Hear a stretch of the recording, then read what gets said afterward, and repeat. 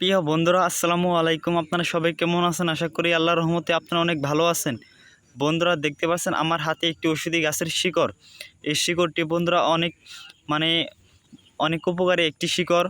বন্ধুরা, এই শিকড়টি যাদের বন্ধুরা অনেক মাজা ব্যথা করে, মাজা ব্যথার কারণে কিন্তু আপনারা অনেক সমস্যায় পড়ে গেছেন, বা আপনাদের কিন্তু শরীর ব্যথা করে, এই ঔষধি গাছের যদি আপনারা একটি লাল সুতো দিয়ে যদি আপনাদের মাজা পড়ে যদি আপনারা বেঁধে নিতে পারেন, বা আপনার শরীরে যদি ব্যথা করে আপনারা যদি ডান হাতে বেঁধে নিতে পারেন, তাহলে দেখবেন যে আপনাদের শরীর ব্যথা দূর হয়ে গেছে। ঔষধি গাছের সাথে আমি আপনাদের পরিচয় করে দিচ্ছি।